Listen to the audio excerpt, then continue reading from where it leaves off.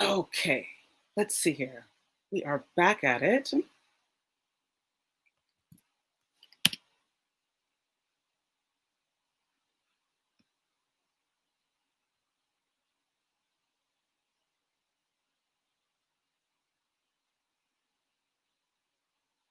And I wonder if they gave me a new code.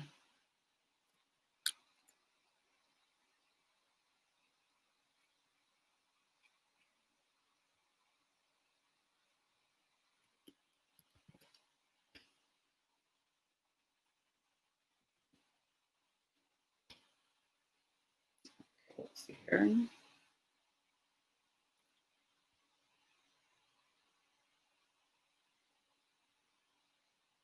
The end numbers are different. Okay, that's what's happening. Okay, I'm going to take a quick second to just go ahead and put the link into Messenger. So, I see Regina. Yes, excellent, excellent. Okay, now it's working. So funny. All right, so hang tight for me. Just hang tight for a quick second. I'm just going to go ahead and drop this into a couple of y'all's inboxes.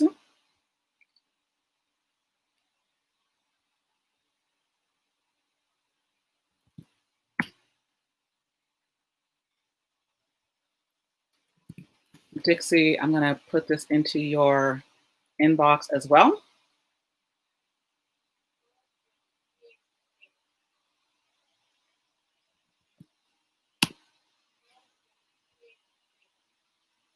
Excellent.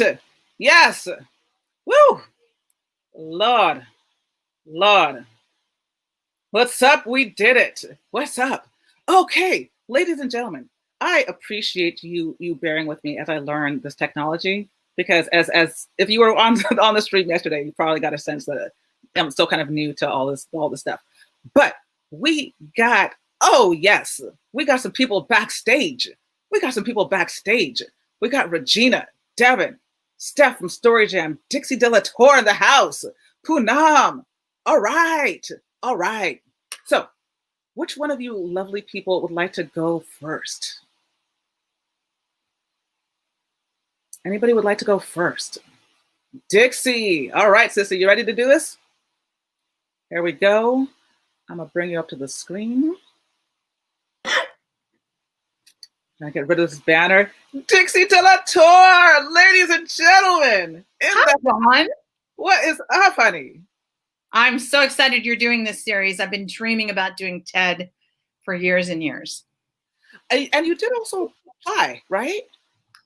I applied once for Ideas Search 2020.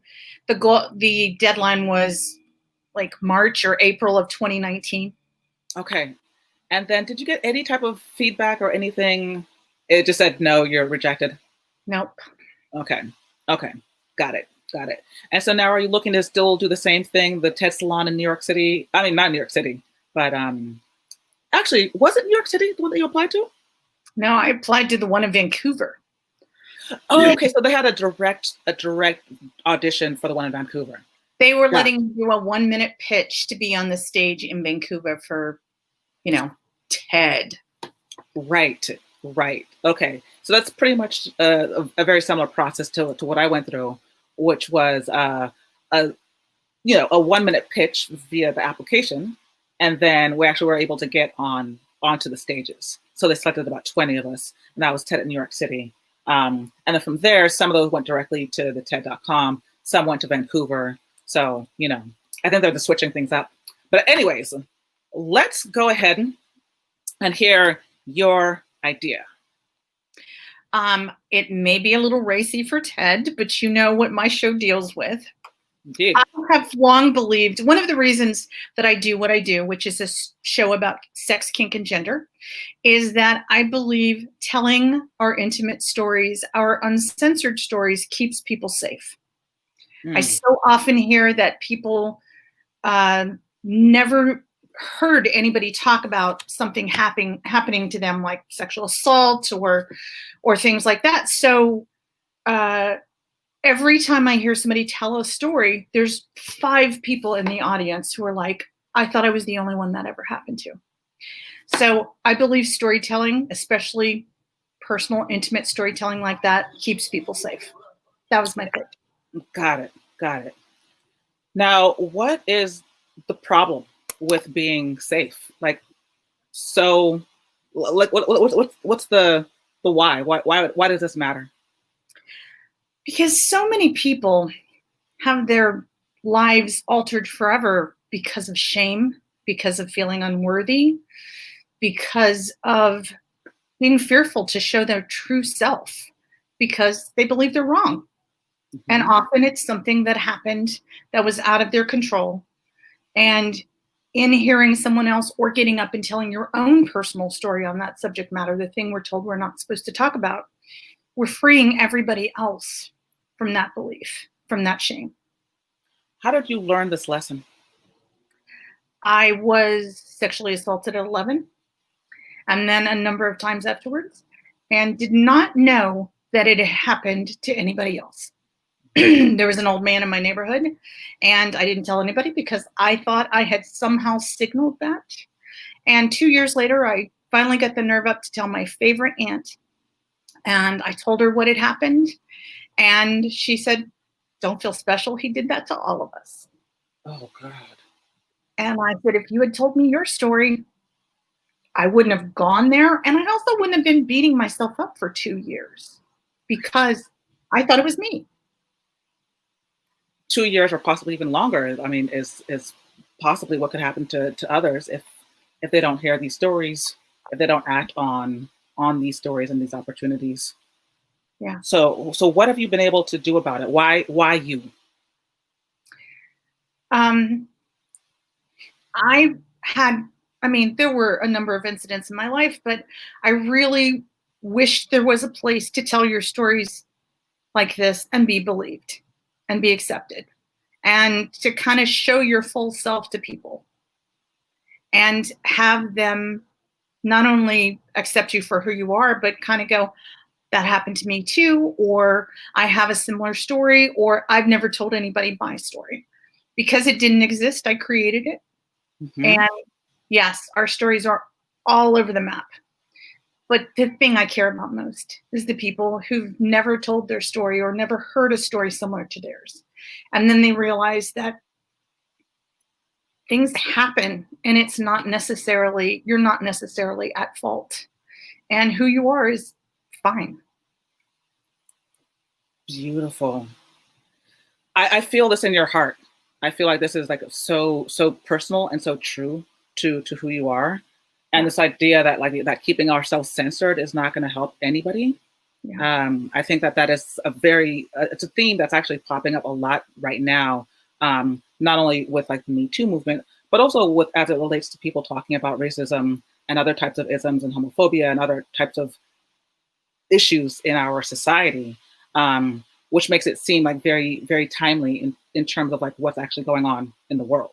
You know, the key words that I'm hearing here are believability, obviously vulnerability, Yeah. storytelling, and shame. Yeah. And I think that it really sounds like you have the components, especially considering that you also have a show where you allow people to talk about their sexuality or anything that has happened in their romantic or non-romantic or sexual lives, right? I think that is going to be also key to showing TED or TEDx that you've been doing this. Yeah. So I'm curious then, my last question for you, though, in your application, how did you lead? Did you lead with this idea? Did you lead with a story? Like, how did you start this off? I kind of put all the information about body storytelling and how long I'd been doing it and said it was, the basic impetus for me creating a storytelling show. I didn't really know anything about storytelling when I started. I just knew that people needed a place to tell their stories. I wrote out an application like that and then just did a 1-minute video. Okay. Okay, cool. So I think from listening to what you're saying, it sounds like I always talk to people about connecting the head and the heart, right? It Mhm. sounds like you have a very heart-centered message. And that's important. That's like the key thing, because people oftentimes go too much into their head when talking about this. So it sounds like you have all the pieces there. I'm curious though, if we can see how we can start off with the idea and like kind of raise that to the top so that we know exactly what it is, the idea that's worth spreading. And then from there, organically leading into why you and the story behind it. If that makes sense. Yeah. Okay. But I love this. Like, I think that you are on an excellent path, and let's rock this. Let's get you on the stages of TED and TEDx in 2021. Yes, please. Yes. All right. Let's connect a little bit later. But I love that you were here. Thank you so much for sharing your idea, for being the first up to jump in on this. Thank you for doing this, Dawn. It's exactly what we need right now. We need more people like you on stage. This isn't about me. This is about you, girl. All right. The stage. Oh my God, the stage. I miss the stage. I miss the stage too. But virtual stages like this are cool when I can get the technology to work. Yeah. All right, my sister. I'm sending you so much love. Thank you for sharing. Thank you, Dawn. Of course. Awesome. Oh, Dixie. Almost have tears in my eyes. I just love listening to this lady. All right. Who would like to jump up next and try out their story idea pitch? I can see all backstage, so just give me like a thumbs up or a wave or a wink, a little something something. Diana, yes. All right, here we go.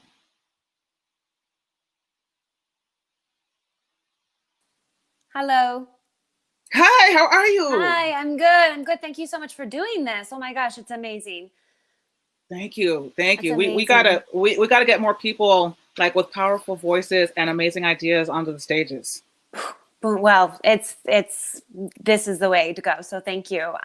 I haven't yet applied to TED, but I'm also a storyteller, and just like Dixie, I do speak on topics of sexual assault and domestic violence and other forms of violence that impact a person's sense of self.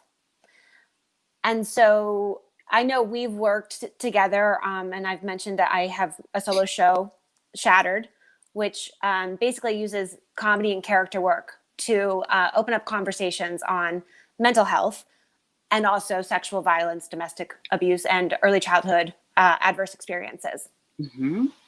So my platform with Shattered is to create those conversations. I think with TED, what I really want to drive home, especially right now, is my character and comedy technique to take hold of our negative thoughts, to take hold of our mental health. I want to make mental health more accessible and actually find fun in feelings, find, I guess, the sense of peace in our pieces, of our broken pieces, if that makes sense. Absolutely. Yeah. So what was that last line? Find sense in our pieces. Find peace. Find inner peace in our broken pieces. In our pieces. Ooh, girl, that's a hashtag right there. Thanks. And this was really born out of necessity for me. I've had, of course, a long journey of trying to heal from different experiences. And, as we go on in life, they do get compounded if we don't really address that first wound that happened. Yes. So my goal in doing this is to reduce the way that we pass down violence, or reduce the way that we sometimes inflict it upon ourselves. Suicide rates are rising right now, of course. Mm-hmm. And especially with teens, but especially in general. So yeah, my method is to just to give voice to those feelings. So what I'm hearing here is that you're trying to reduce self-inflicted pain, mental illness, mental health. Yeah. Okay. Got it. And can you repeat for me again, why now? Like, why is this important now? Well, now, especially, it's very important for us to share our stories so that we don't feel so alone, of course, people who have been through these experiences. But I think that everybody has some form of personal wound. We all have that, like, I'm not good enough voice, or even, anxiety over different things. And so we all have these feelings inside of us. I think especially now it's important because more and more people are coming forward with their experiences. So it's important for people not to feel alone. But especially in the pandemic, domestic violence has tripled. Suicide rates are rising. Yep. And if people have tools, they might be able to not be part of that. We might be able to heal ourselves and not necessarily have to go to a professional therapist, because mental health is also not as accessible, whether it's cost prohibitive or whether there's the stigma, or there's many barriers, Right. especially depending on where you are in society, of course. Some people Absolutely. experience more barriers than others. Absolutely. Absolutely. And could you tell us why you? Why me? Because I am actually not a therapist. I'm an improviser, but I have found a way to create characters from the most pervasive thoughts. I do struggle with suicidal ideation, and I have found a way to create a character out of those, the most distressing thoughts possible. I have found a way to create a character which allows me to have a buffer, allows me distance, and I'm able to start unpacking the feelings behind those, the behavior. So a lot of times we, like shame will silence us, just as Dixie had said. It will silence us, because it's our unresolved hurt. But if we can create a character out of shame, we can get a little distance. We can start to open up that really potent hurt that's behind the feeling. Got it. So I blend mental health and I blend improv, and I make it fun. I also question the truth of these feelings. I question shame, because when you really sit with shame, it's not my shame. That's something that somebody else did. Right. That's their shame. Got it. So it sounds like, so my last question for you is the idea about how to address your own shame through characters, or in addressing it, or like kind of like what if you had to say it like in a sentence, what would that sentence or two be? It's addressing our enemy thoughts versus our ally thoughts, and creating space for us to listen to both sides, and for us to listen to those enemy thoughts, shame, self-doubt, there's so many, despair, distress, there's so many. Mm-hmm. So it's allowing us to create a method for us to sit with these pieces of ourselves and really listen to ourselves. People want to be seen and heard, and there's so much of society where we're not seen and heard, even in our own self. Right.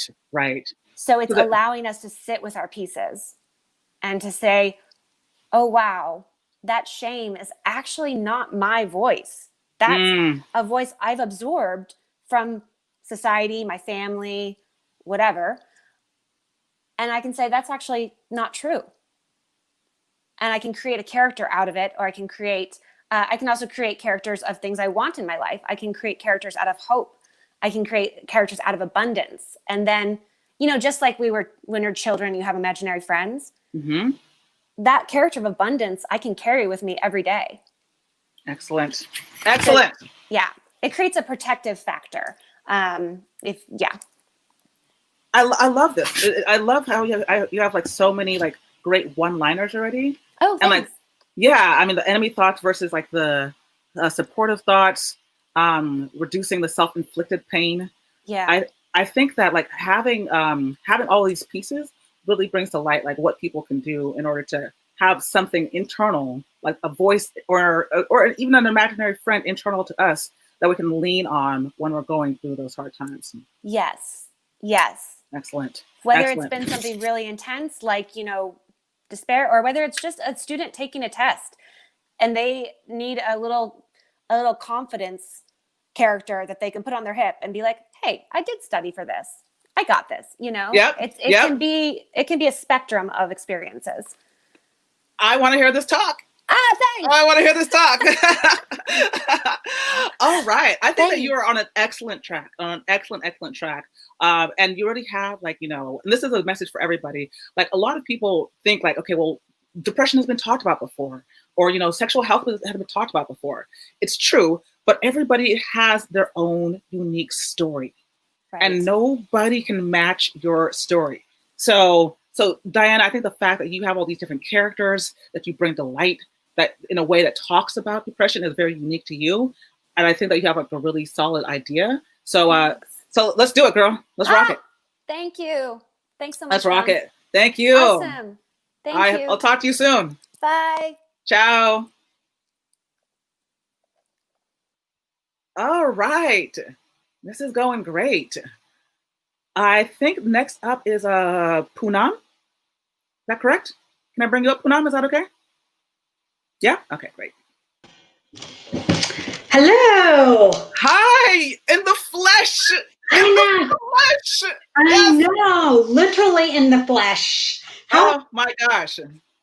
Great. It's when I see you, you just remind me of my family. There's just something about your presence and your face. I'm Trinidadian, and like about 40% of Trinidad is Indian, of Indian heritage, and about 40% is like Black, and I'm like a mix of that, which is why I have like this stringy kind of froey hair. This is what the hairdresser does for me. So I've got some curl, girl. Don't worry. I got you. All right. So I would love to hear what you have in mind for your idea. Yeah. So I sent you some things over the weekend, and so I played with it. And if it's okay, can I just read it to you? Try to read it, but try to like talk it out to feel it. Okay. So the idea is, and kind of going off of what Diana was saying earlier, which I found very fascinating, talking about anxiety and stress and testing. So my background is in education. So in the 30 years that I've either been a teacher or a parent volunteer who was in their schools for more than 20 years, and I had the unique experience of walking the tightrope of being a former educator so that I could kind of be an advocate for the school and the students in a unique perspective. But what I found was that the issue that we're having is the efficacy of tests, the impact on our children, and the holistic approach to education is where we are getting lost. So when I was in second grade, I was asked to take the test for the gifted program. Now, my parents are immigrants, and my first language is not English. Now, I'm older. I'm in my 50s. So I grew up in rural Georgia in the 1970s, where we were just getting into the swing of desegregation. We were in a rural town where we were the only non-white, non-Black people in our community for the first 12 years. People thought we were Native Americans. Wow. Yeah. So what tribe are you from? Okay. Wow. Yeah. So there was a lot of education going on, teaching our community about our culture, but we were also learning about this culture. Asked to take the gifted test, and my parents didn't understand all the nuances of this system. And as you know, in Asia, we don't question our educators. They are on a pedestal. Okay. So the test came back and I did not make the cut. That day, I mean, I'm talking over 44 years ago.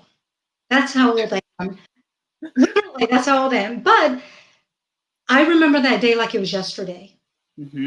I was a balloon that was just completely deflated. And from that day forward, I was a very middle to average student. So this moment obviously like paid a big impact on in your mind. It changed the trajectory of my education. and my confidence, my self-esteem. It was not until I got into my graduate level program that I started to see value in who I was. Mm.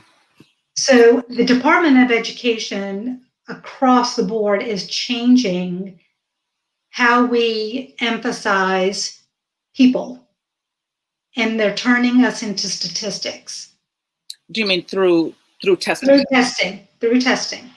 So then the idea, go ahead. So yes, the idea is to want to bring about change and have a more holistic approach to the student or the child. What does are you talking about holistic education? Holistic education. So if you had to say this in a sentence. Oh boy. Yes, I'm challenging you. I'm going to challenge you because I'm hearing a couple of things here between efficacy of testing, the value of self. I'm hearing a couple of different things here. So if you had to say it in a sentence or two, what would you say the idea is, like the main point of the idea? Because because what we have right now, we have your story, right? Yeah. So what would be the idea that you would want to like to land on? What is that one thing that you want people to think about as a result of listening and hearing your talk? I want people to realize the impact that societal pressures, be it social or educational or whatever, those biases that we project onto our children, to our society, and how that impacts emotional growth, physical growth, professional growth. So you're saying that, clarify, because you're saying societal pressure. So are you saying that testing puts a bias on and harm on our children in a way that is unnecessary? Or yes. Got it. And so what should we be doing in order to value our children and ourselves as opposed to testing? Well, I think we are judging on one metric, and we forget that there are issues that our children are facing that you and I, well, you're much younger, that I never faced. Mm-hmm. There's a lot of social pressure. There's a lot of familial family pressure because so many families are not cohesive anymore. So our children are carrying more of a burden. So what my idea is to have people judge. Here we go. This is it. It's what I told my son when he came out a year ago next week. Mm-hmm. I want people to judge people by a characteristic and not their character. There you go. That's it. Got it. That took a long time. I'm so sorry. No. That's why we have to talk these things out. That's why we have to talk these things out. And I still think that could use a little bit of fine tuning, because what I have here is that we're judging our children on a metric, which is testing, as opposed to judging them on their character, which is like inherent to who they are, right? So this idea of judgment, especially as it comes to schools, is critical, because so many schools are using testing as that metric, But I think it's really interesting to talk about this now, because I have been seeing a lot of stuff about, like here in California, them taking out testing as a matter of admission in order to figure out like who are these students truly, Yes. So I'm starting to see. Yes. Yeah, and I think that's happening more because of the pandemic. Right. True. Because my youngest are juniors in college, and that was not the case in the last 2 years for sure. Absolutely. Neither was it for me. I was like, I would have loved not to have taken the SAT, the ACT, the ACH, the Tupac Shakur test. Like there's all these damn tests. But yeah. But yeah. Yeah, I think it's having a negative impact. Indeed. Okay, cool. So I see where you're going with this, and it's almost there. I think it has like a little bit more fine tuning, but I think that this idea of judging our children on not judging them on their testing, but on their characteristics is something that we could definitely like fine tune and like lean into. Okay, awesome. Yes. Thank you. Thank you, Poonam. So great seeing you. You too. All right. All right. This is going well. Now that I actually have you all on the screen. Awesome. So who would like to go next? Regina. Awesome. And I realize that we're going we're going to have to probably go over the hour if that's okay with y'all today. If anybody needs to go before the hour, anyone need to go before the hour? No? No? Okay, cool. So let's bring you up, Regina.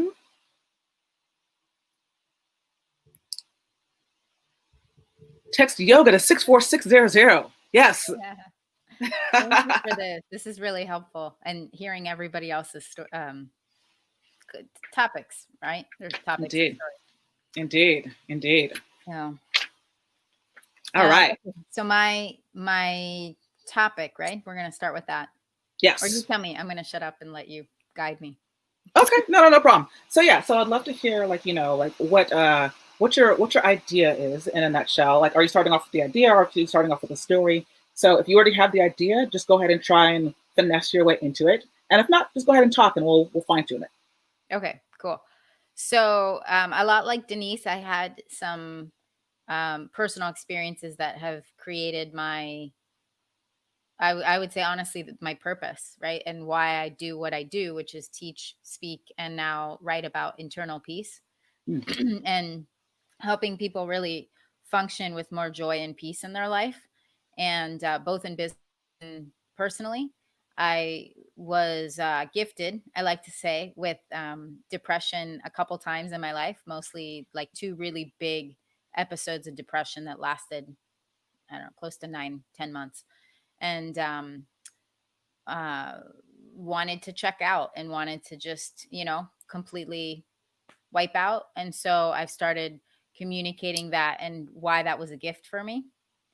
And I see it as like a knock on the door. Like when people go through an experience, it's usually because that experience is their like wake up call. And that's the thing that can allow them to move into the world with not just more confidence, but actually make a difference for other people. And just like Dixie, right? Like Dixie went through this crazy thing that happened when she was 11. And now she's teaching people the power of communicating things like that so that there's not stigma. So I think taking away the stigma of suicidal ideation and also helping people really have radical self-love, which is self-acceptance. And I've dealt with a lot of addiction, not of my own, but being around addicts in my life. And so, or actually, let me take that back, not being around a lot of addicts, but having had a couple very powerful relationships with addicts that have transformed my life. And so I feel like that could be the tie-in, is how we all have addictions to something, whether it's bad ideas like negativity, could be drugs, could be sex, could be work, could be exercise. Like we all have something that we're addicted to. So how about we create positive addictions and positive habits so that we can live empowering lives? And just like you have, right? You've transformed your story of curiosity and maybe what people could judge as twins all think the same. Well, not really. Right. And Right. brought to light this powerful concept that is not only intriguing, but also like completely educational too, and transforming the way people think about it. Right. So let me see if I'm hearing you correctly. So when you were talking about like the thing that's like most resonating with me at this current point is when you were talking about we all have addictions. Some of them are positive, some of them are negative. And also in terms of this idea of internal peace and functioning with the peace that's inside of our lives. If you had to like say, I'm also going to challenge you to do this in a sentence or two. So if you had to say in a sentence or two what the main crux of your idea is, I feel like it's coming together from like 2 different like spheres here. But what would you say in a sentence or two what the idea is that you want people to come away with from listening to your talk? I think the main thing is that mindset is everything. And when we take control of our minds, we take control of our lives. And what does that mean? How do we, what do you mean by taking control of our mindset?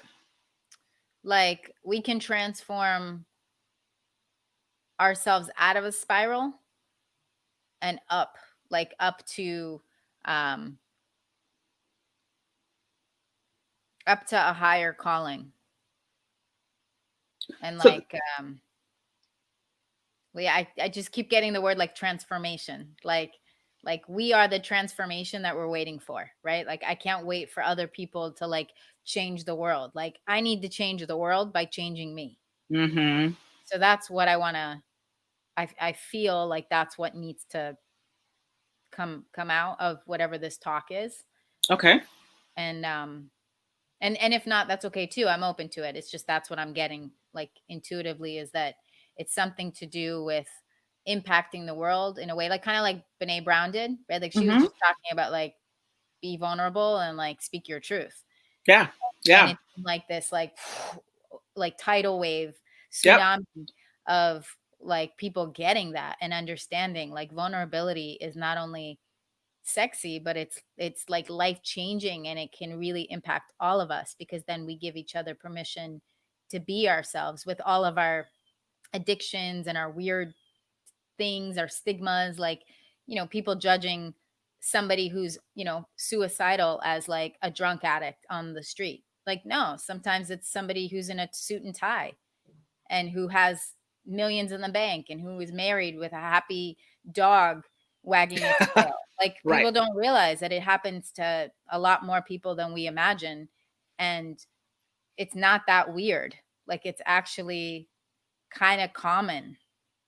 And if we could just learn to love each other unconditionally, which really is loving ourselves first, then we can love each other unconditionally. Got it. So let me ask one or two questions as a follow-up. For you, is internal peace the same as having a positive mindset? Yes. Okay, great. Because those are some of the things that, as a listener who's not necessarily in your space in this particular, like this world, that would be like one of the things I'm trying to sense is like, you know, because when I think about mindset, so many people think about like mindset as it relates to digging yourself out of a hole, or like, you know, or seeing yourself, the future version of yourself.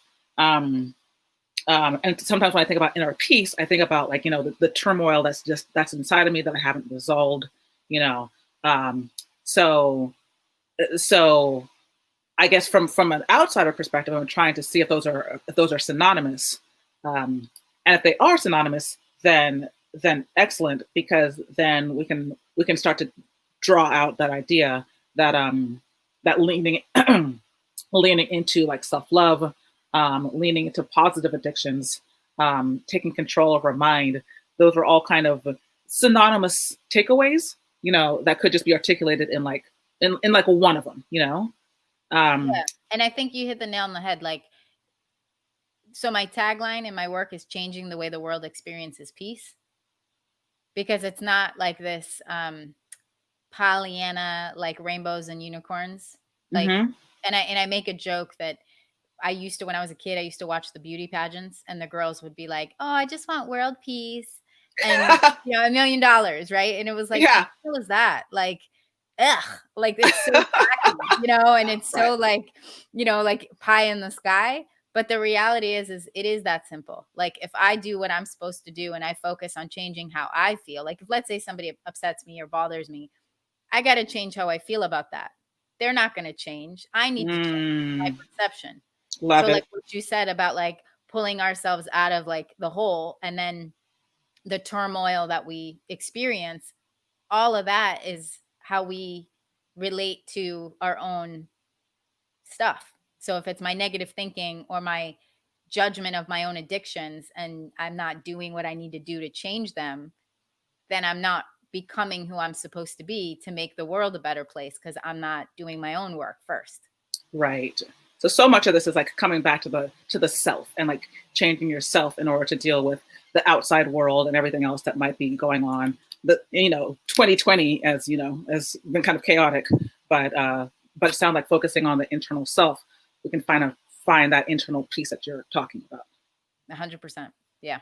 Got it. Love it. Thanks. Love I know it. I have a little bit of work to do, but with your help, hopefully I can. We'll fine tune it, sister. We'll fine tune it. But I love the vision. Awesome. Steph is giving you some clapping backstage. So Thank you. This is awesome. Thank you so much. Awesome. Thank you, Regina. Appreciate it. My pleasure. See ya. Bye. So let's hear. Awesome. All right. Who would like to go next? We got the other Regina. We got Steph. All right. Here we go, Steph. Let's add you to the stream. Oh, I got Story some. Story jam. Hi. I love your energy, Dawn. Hi. You are so awesome. You're such an inspiration.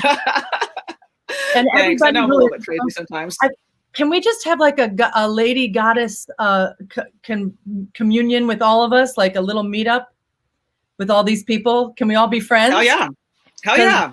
Everybody who's spoken, I'm just like, oh, she's my friend. I want her to be my friend. Everybody's very honest and real and cool. And thank you for doing this. Of course. That's why I'm super excited about like when we all kind of can get together, because we're going to be doing this on a weekly basis, actually like supporting each other as a group, talking things out, and also like, just like listening, because like listening really helps you understand like, okay, now I see like what I need to do based off of some of these recommendations. So trust me, I'm excited about this community too. So yes, thank you. Yeah. So what is your idea? Okay, well, I'm a little different than all the other folks. I was approached, I live in a small town outside of Chicago, so I'm just outside of Chicago, and as you know, I produce a show, and it's storytelling and music. We have a 10-piece band on stage, and each storyteller gets a song written specifically for their story. So someone tells a story, so the band is on stage the whole time. So you hear story, then song, then story, then song. And it's got a lively, and even if the stories are really, really honest and really stories of trauma or stories that are more challenging, we still have that musical part. We respectfully use music to further allow the audience to absorb the story or the ideas in the story. So the songs reflect the stories. So okay, that's what we do. Somebody who is producing a TED for my town, which I didn't even know that was a thing, but that's the thing. So there's a little committee. They have approached me to give a TED talk. Great. Awesome. And it's probably like the small version of TED. So there's TED and TEDx, and then there's this somewhere down here. So it's a substantial, I think it's 40 minutes. It's either 20 or 40 minutes. Oh shoot, I can't remember. That's a big difference. I think the maximum for all TEDx's is 18. Oh, okay. Well, that would be perfect.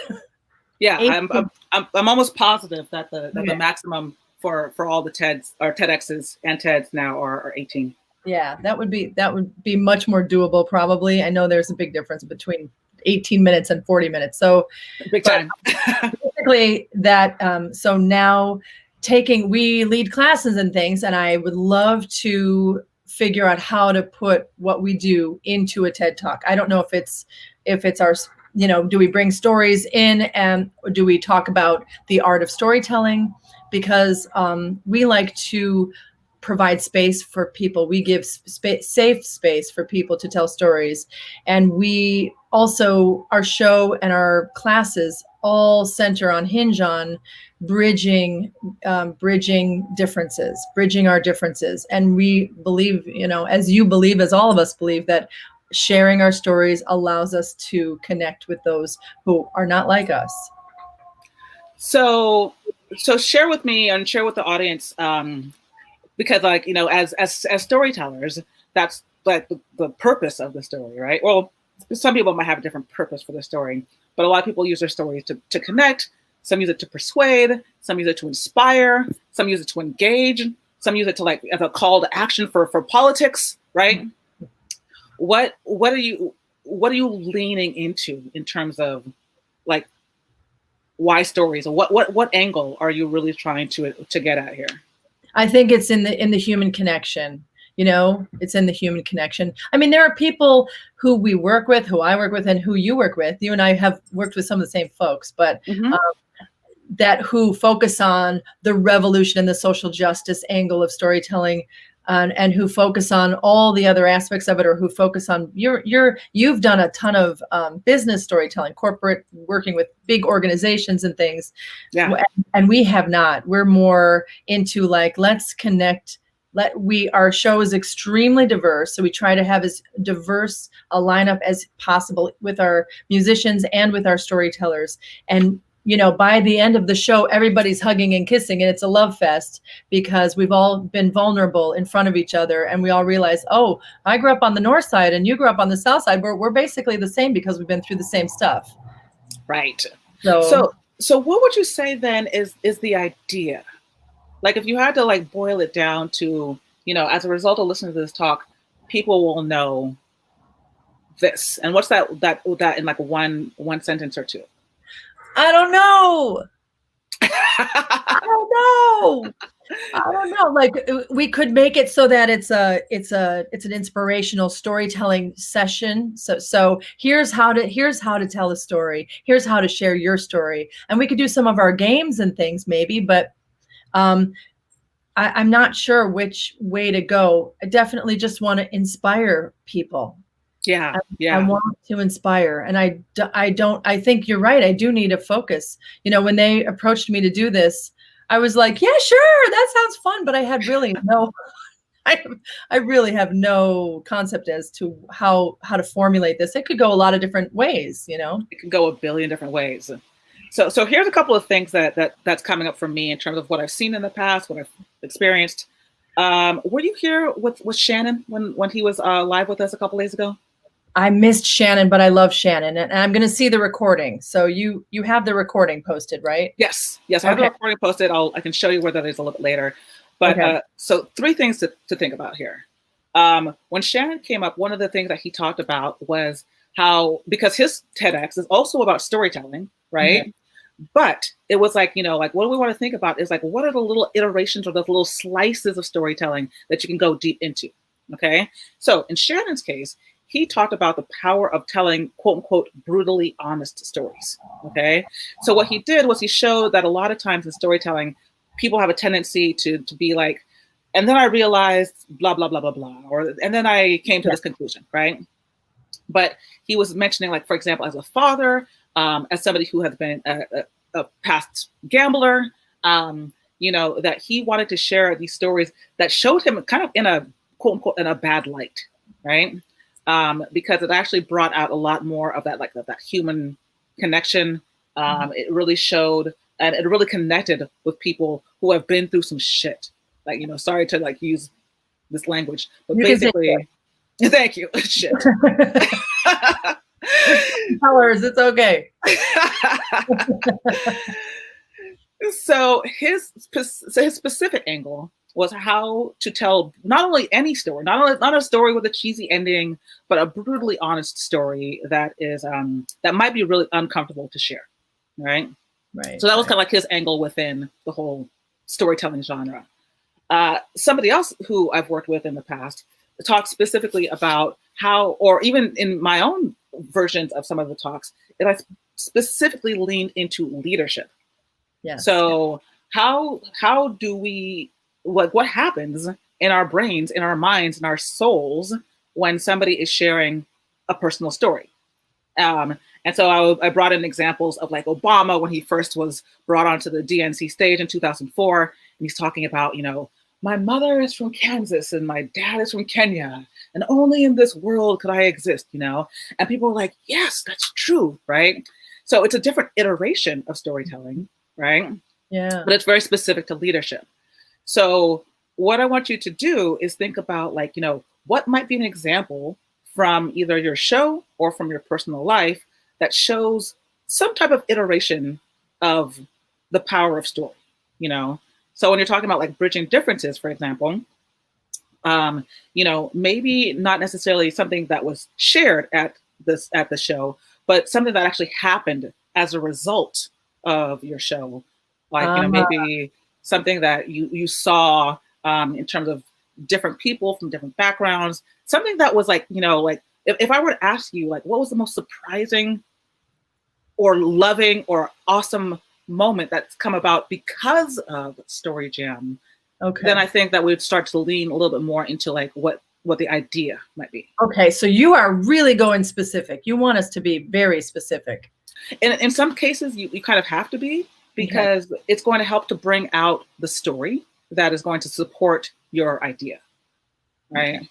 And like I said, like a million people can talk about storytelling, but only you can talk about this particular iteration because you've experienced blank, right? Okay. So that is going to help us fine tune a little bit more about how you can specifically talk about story and storytelling. And I definitely want to like sit down with you more to like pull this out, because if you've already been invited, then, you know, it's like, let's go. Part of me wants to just say, you know, you should call Dawn, but it has to be like, it's all about in our area. Like it's a regional thing. So, you know, they want someone regional. They want someone who's here. Exactly. So. Exactly. You know what? I'm starting to wonder if I should talk about our anti-racist component to our storytelling, to our show. Our big show is the MLK Day show. Mm-hmm. And so I have some thoughts about it, but let me ruminate a little bit. Ruminate on it. Ruminate on like those moments that have been really special, unique to you. Yeah. Ruminate on the story that you would love to share, because so much of TED and TEDx talks are about the heart. You know, people are going to connect with the heart story. So think about the story that you would love to share, and then let's circle back. We'll talk it out. We'll flesh it out a little bit more, and we'll kick ass on your TEDx talk. Thank you. Yes. Thank you. Appreciate it. Thank you. Awesome. You got this. Yes, you got this, Stephanie, from Regina. So that's what's up. Thanks, Regina. Awesome. Oh, hi, Regina. That's Regina. It is Regina. That's our Regina. There's two Reginas. There are two Reginas. Yes. Yeah. Yes. She's my buddy. We were in a show. I did her show. Oh, awesome. 6 feet apart. You know her, I guess. She does 6 feet apart. Yep. Yeah. I think you're talking about the other Regina. No? Wait. Regina Stoops. Regina Stoops does 6 feet apart. Oh, that is Stoops. Good Lord. Too many Reginas. She's in the Bay Area. She is. Yeah. Yeah, I've been on the show twice now. So that was 3. I haven't been on it 3 times. I've been on it twice. Anyway, Steph, thank you so much for being here. Thank you. I'll talk to you soon, honey. Okay. Ciao, ciao. All right. This is excellent. And thank you, Regina. That definitely was fun. I appreciate you and everything that you brought to the table as well. So let's bring up Devin. You ready, Devin? Yeah, excellent. All right. How you doing, brother? Doing all right. How are you? Excellent. Give me a moment to drink my water. I've realized that ever since I started doing these lives, I've like unofficially been like endorsing Swell. Like this is like my ultimate like bottle that I just been like, you know. That's hilarious. Thank you so much for your patience this entire week. I know I'm just now realizing like what the hell I need to do in order to invite people backstage. I think I have to like send them the link after I've created it, as opposed, I didn't realize that I couldn't use the same link like I could use for Zoom. Yeah, no, I wasn't bothered by that at all. This is amazing that you're doing this. I appreciate it, brother. I appreciate it. Yeah. All right. So what you got in mind? What's your idea? You know, I had so many thoughts floating around, but I think I narrowed in on the one that's been like consuming me more than any other. And I think it just focused around when I was 6 years old. My mom's youngest brother was shot and killed by the cops in the front yard of my grandparents' home. We live right next door to them. And I think these days, like a lot of people are saying the phrase like say their names in response to police brutality. And in my family, it was kind of the opposite. Like nobody ever talked about him, and it was really painful. And nobody talked about him to the point that like he had been forgotten for the most part. And I want to share the story of how my family handled my uncle's death, and especially the moment when I tried to get on the largest stage of my life to share a story about him, and I forgot his name myself. Oh gosh. To inspire people to not just say their name, but to speak about their humanity. And for me, that was like really something really powerful, because we'd never talked about his life or his being. And I think that he is way more than his name. And it's just like as if, you know, the people, those of us who are still living are like way more than like these hierarchies that we've created around like race or gender or class, and to just be able to see the full humanity in everybody and not to need to push other people down to feel worthy ourselves. Right. So I think that's where I was trying to focus in on. Wow. Oh my gosh. I almost, just give me a second to take another sip of water, because that just like washed over me, you know? Because it's so true. When you said this line here, that you didn't say his name to the point where he was almost forgotten, right? And it doesn't just speak about their name, but to speak about their humanity. Whew, wow. So touching and so timely.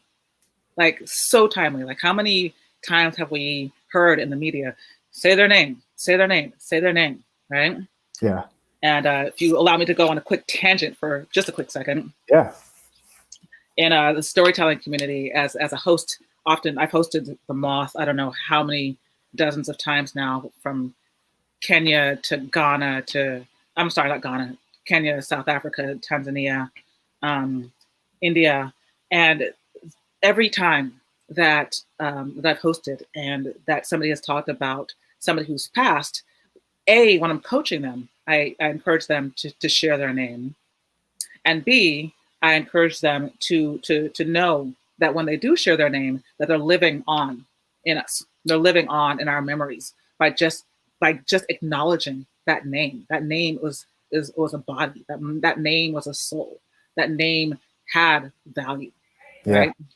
So absolutely.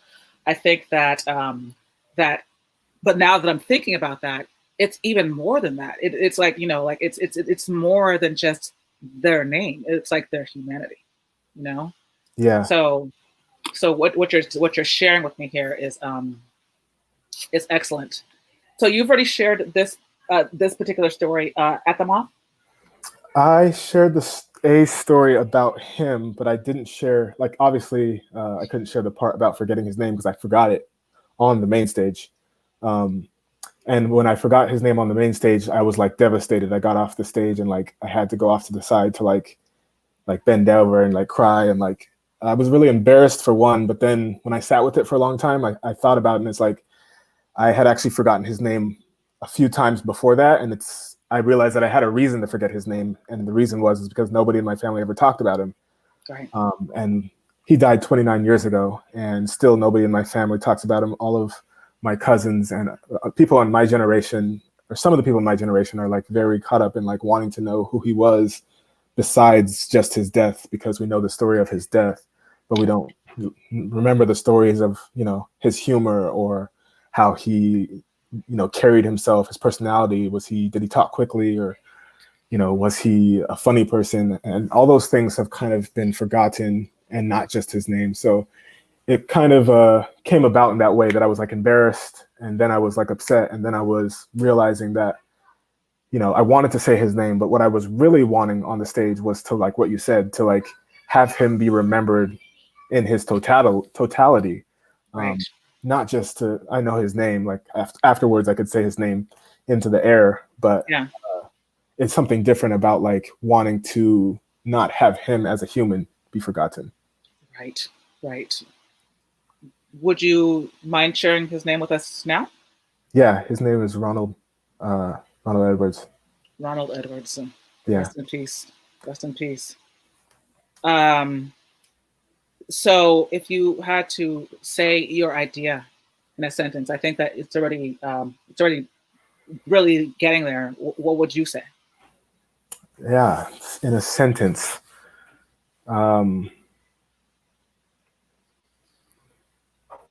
would say to see the humanity in all people and to acknowledge their beingness. Yeah, I don't know. Keep going. Extend that a little bit more. To How about in order to? Yes. In order to see. In order to see the humanity in ourselves, I guess, and to not have to feel the need to be above someone else to be worthy. Keep on going. Try it again. To find love for ourselves and to find love for the people in our lives and to acknowledge their existence. Maybe so that, yeah, I don't know, people aren't forgotten. Yeah.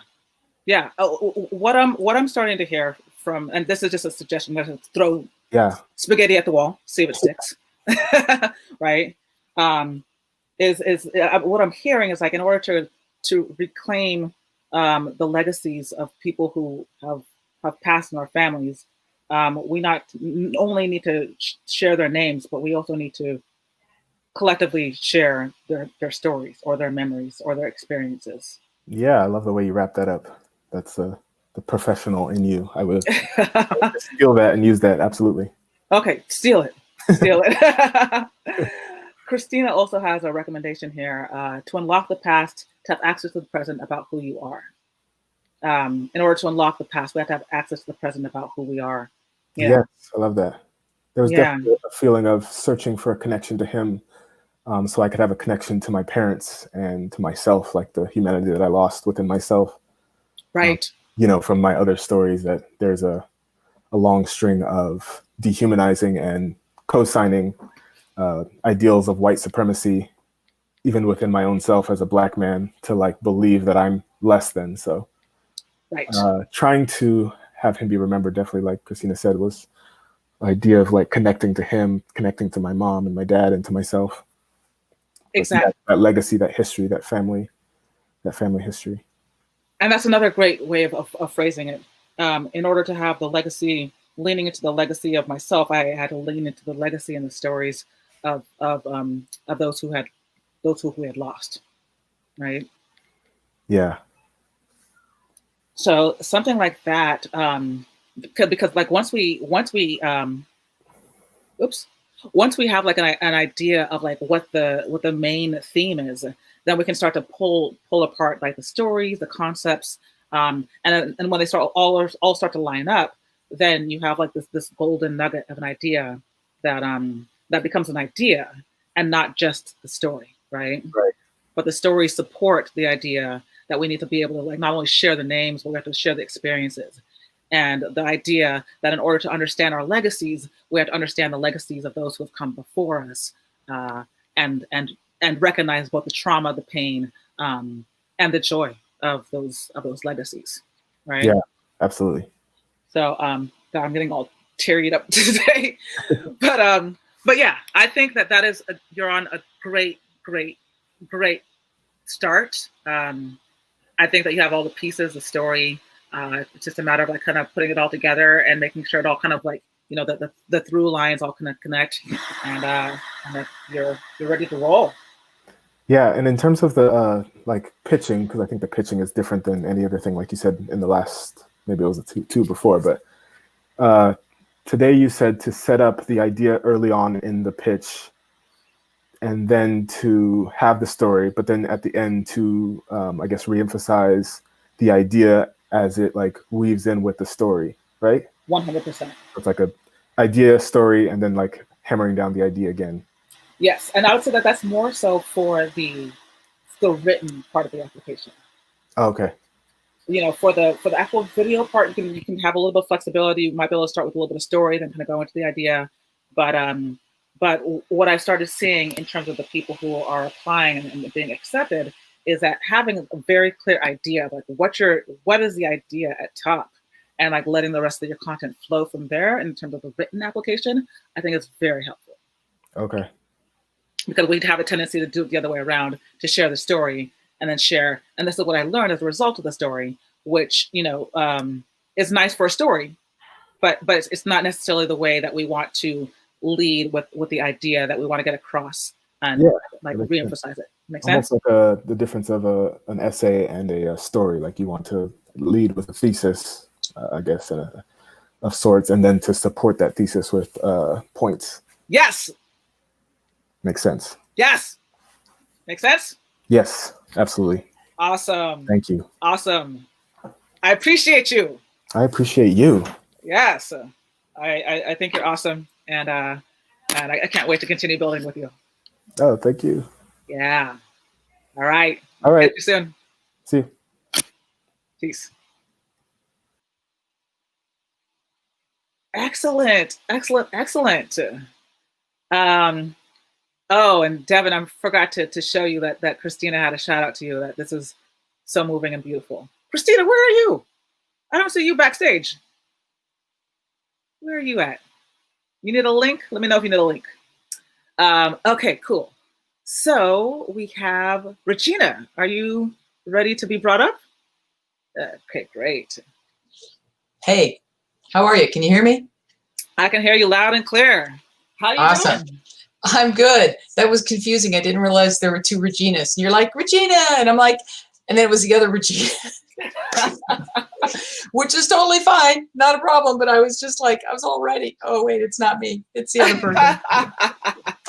I'm so sorry. No, that's all right. I'm glad everybody managed to get into the back room. I was sitting on the old link for a while. I'm like, why am I not seeing anything? Oh, because I'm not in the right room.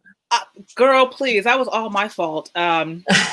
Oh, actually, hold on one second. I see that there is one other person that does want to come backstage.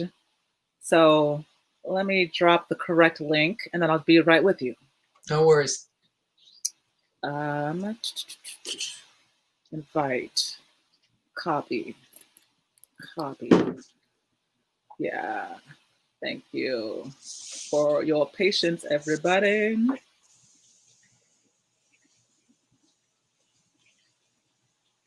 I totally thought that this just worked like Zoom, where I would always have the same backstage information, but apparently I don't. I can't even imagine trying to be the speaker and facilitate this and then trying to figure out the tech. I did do a webinar where I had some support, some family support, and it was like night and day. So I was like, gosh, I just need an assistant. I know. Well, everybody thinks it's like, oh, it's just a Zoom thing. It's so easy. And then you're like, no, it's not.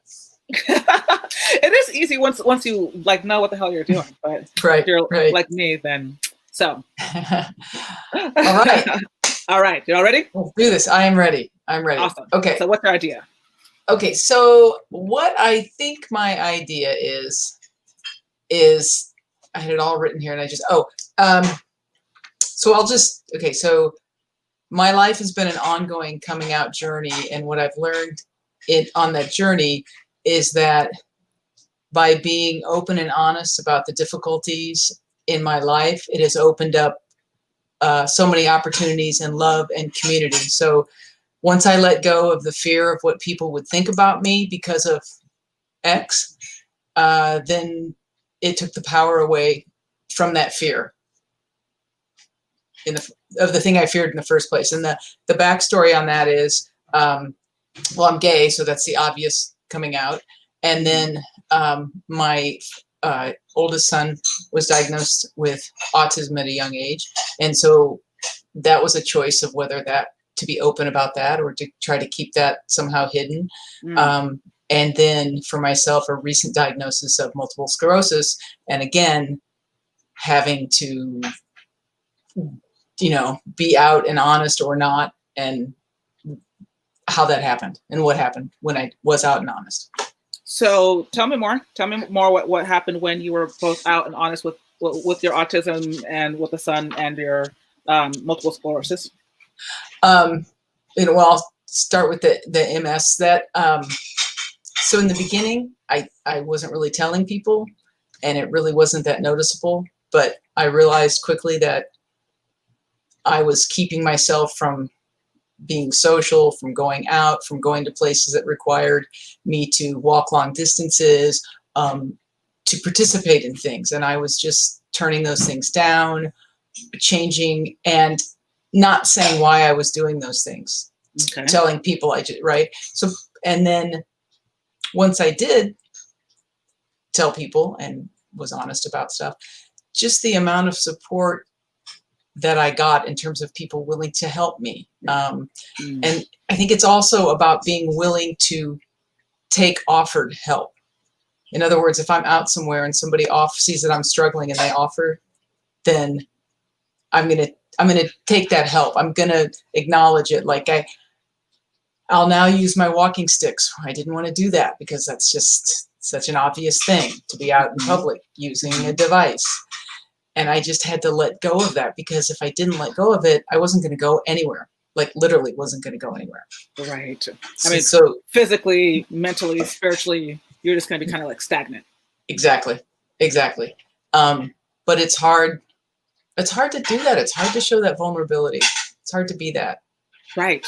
It really is. And you just, yeah, I mean, I've fallen down in public, and had people have to help me up. And that's just just awful. But I have to try to change my brain about that.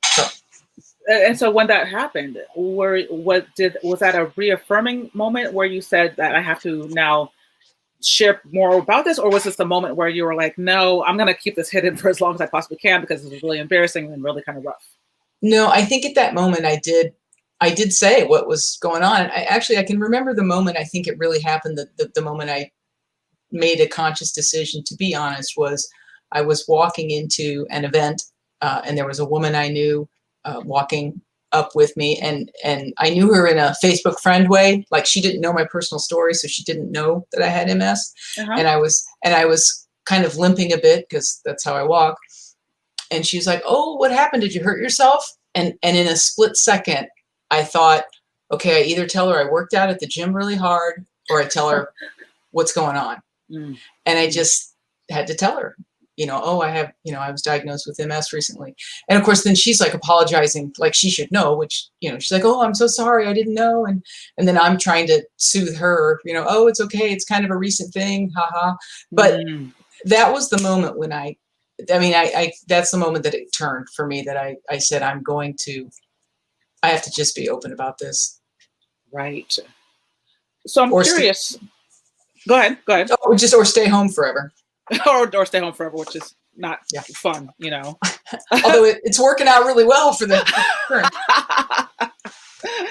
Regina, it's funny because the one quote that's kind of coming up for me in your talk so far is the idea that change is inevitable, but growth is optional.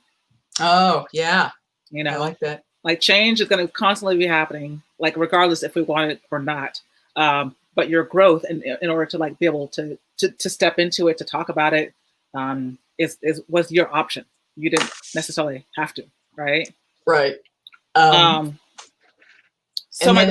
go ahead.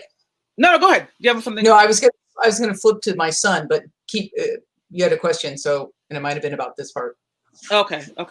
So it's not about your son, but I want you to hang on to the thought to come back to it in just a second. So you mentioned when you mentioned to this woman that you did have MS.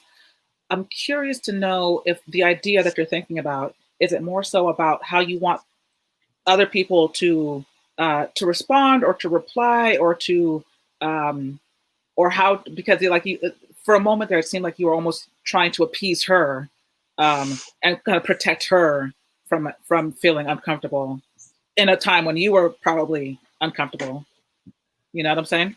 Right. And I was at that moment, but I think as I have gone on, and I've had to tell people like why I have these sticks or whatever it is, and people's first response usually is, "Oh, I'm so sorry." I mean, it's just a natural thing that comes out of people's mouth, and and my response is, I don't try to make them feel better. I just say kind of like, well, it is what I've got, and I just got to keep going. Right. Right. I just kind of, because I don't want to make them feel, that's just awkward to try and make them feel better about, me having MS. Right. Okay. In that moment I did, but I think, I guess I've gotten more of an elevator pitch out of it now. I've done it more often now that, because that was the first incident of doing that. I think that's why I reacted that way. But now I'm much more matter of fact about it. So another thing that I'm hearing then is like almost like repetition, like the process of getting out, possibly falling down, explaining, but kind of doing it and reshaping it each time that somebody comments or thinks about it. It almost seems like you've regained power over. Well, and that's exactly it. That's what I discovered was, by being out and being honest, one, I was able to live my life more fully, literally more fully. And it really, it took away the power of the fear of, well, I wonder if people will wonder why I have this stick, or I wonder if they'll wonder why I'm limping, or why do I have a handicap sticker, and why am I parking in the handicap spot? And I've had to just, I got to let that go. It took a while to get there. But I find that being open and honest is what people really want. My experience is they just want to know. And it's kind of like a kid, or when you see somebody in a wheelchair, you just kind of want to know, why are they in a wheelchair? And if you ask them, they'll just tell you probably. I don't get upset by it. I don't get upset by it. Got it. So it sounds like your idea is like really kind of like leaning into like these uncomfortable moments that might feel uncomfortable at first, but by claiming them, you almost take away the ability for anybody to judge, or that weird feeling that you might have with others. Yeah, no, and that's it exactly. And that took, I think, when I was much younger and I guess in the closet, as it were, I was one of those, like, didn't feel like I was in a closet, but I really wasn't being out and honest. I was just sort of like that don't ask, don't tell neutral space. Yeah. And then when I met the who's now my wife, and we've been together for 30 years, then I didn't care at that moment. Right. It's like, I don't care who knows about this. And once I did that, again, it was amazing. Like, people just were like, oh, okay. And things happened. My office threw a shower for our commitment ceremony, and I was just blown away by that, because it was like, oh my God, these straight people are, having a shower for me. Like, it just opened my eyes to like, oh, okay, if you just are honest, right? Yeah. So then when, we had Ryan and he was diagnosed, there was the hesitancy of wanting to be honest about it. But I knew, having gone through that experience with coming out, that to not be honest about it, it was going to hold him back and hold, me back. And it was really going to make us live a small sort of life versus being, in order to do best by him and to have him get services and be where he needed to be, I had to be out and to be honest. And, when he was having a tantrum at the grocery store or doing something, he just, it's hard, because once you name it, you have to name it, you have to, name it to claim it to tame it. But boy, that's the first couple of steps of that part are very difficult. Right. Name it to tame it to claim it. Yeah, you got to name it to tame it and claim it. Something like that. I love that as a title.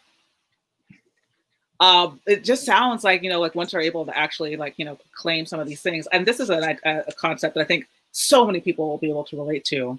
I'm just having like almost flashbacks to like when I was younger in junior high and high school, people knowing that I was a twin, and then wondering like, well, where's your twin at? Like, I don't get it, and even if he was at the same school, he was like in a different track because of special needs. Yep. And so sometimes I just didn't really talk about it. And then when I got to college, people didn't even know that I had a twin, or why, special needs issues were so important to me, or why I would get upset when somebody would say Mhm. the R word. Right. And I think that I could have I could have heard your message and been like, you know, like the more that I actually claim it, like when people ask me about my twin when I'm in college or beyond, Mhm. that, you know, like I need to step into the fact that it's that your perceptions about twins is not my, it's not my reality. Right. And by claiming it and by sharing it and not trying to hide it, it actually brought a new reality, really, in terms of like how we can connect with each other. Exactly. And I think for me, it opened up, I mean, certainly it got Ryan what he needed, put him where he needed to be. Because there are people in the community, in the special needs community, and I know some of these people who didn't want it to be, they didn't want it to be. I mean, who does? Nobody. But they didn't want to put them in the special ed class. They wanted so much for them not to be there, and they didn't want to, because again, that wasn't what they thought. You know, it's hard to do that. And so, but I could see their child not being able to, you know, get what they needed to get, services, etc., because the parent would not admit Diagnose XYZ. or right. Yeah, exactly. Such a good point. And the community that opened up, I mean, special needs parents, I'm sure you know this, I mean, they're a fierce tribe, right? You don't cross them. Nope. No, yeah, you better back up, you know? So I met this group of people that have just been such a joy to me. And, you know, and Ryan's, again, been able to do many things, and he's been in the place that he needs to be. But none of that, because in the beginning we were kind of like, oh, he's a slow talker, and he, you know, we sort of, but very quickly, you know, I pivoted to no, you know, like, where's the support group? Where's the special? We just got to do this. Right. Beautiful. And by the way, you'll be happy to hear this. I'm part of a special needs committee in our school district, and one of the campaigns, I think it's a Special Olympics, might have been Special Olympics we're doing, was like, you know, don't say the R word, like get rid of the R word. Yeah. And we did this at one of the elementary schools. Swear to God, the kids were like, they don't know what the R word is. I'm like, okay, you know what? Let's not even do this, because we have to explain to them what the R word is and then tell them not to use it. How about, you know, we just celebrate the fact that they don't know what that is. Right. It's a whole nother world. It's Exactly. a whole other world. And that's a beautiful thing. Yeah. That's a beautiful thing. This is great. I see like all the connecting threads between your coming out, your son's diagnosis, and, you know, but kind of like the challenges of keeping ourselves hidden. Yeah. And I think, you know, it's funny, I did this at the Marsh, actually, you know, Monday nights at the Marsh. You're from Oakland, right? I'm from the Bay, but I was living in New York for 14 years. Have you heard of the Marsh? I've heard of the Marsh, yes. Yeah. Okay. So it's, you know, it's this sort of nonprofit, people curate shows, et cetera, and they have Monday at the Marsh, where you apply and you could do a 20-minute whatever, you know, show. So I did this in sort of 3 parts. I think I called it Coming Out Again, and I talked about, you know, the first, the second, third. And what I wrapped it up with was I had heard a priest, a homily, and what he said was, often the things that we see are not the things we're called to witness. And what it did for me when I heard that was I realized that, you know, I've had roadblocks, hurdles, and detours put in the path of my life, but the roadblocks and detours and hurdles aren't there just to be those things. They were there to show me how to live an authentic and honest life, and how by doing that, it would open up so many, you know, so much community and love and support by doing that. So that was kind of how I wrapped that up. Yes.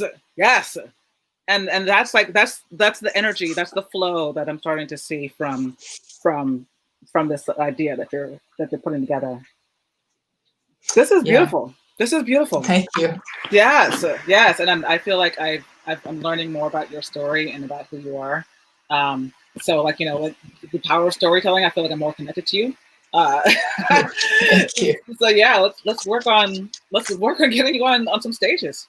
Yeah. Oh, that would be awesome. That would be wonderful. I'd love to do that. I've been trying to kind of figure out how to, get it down to the message that could be, as you said, what is that? Is it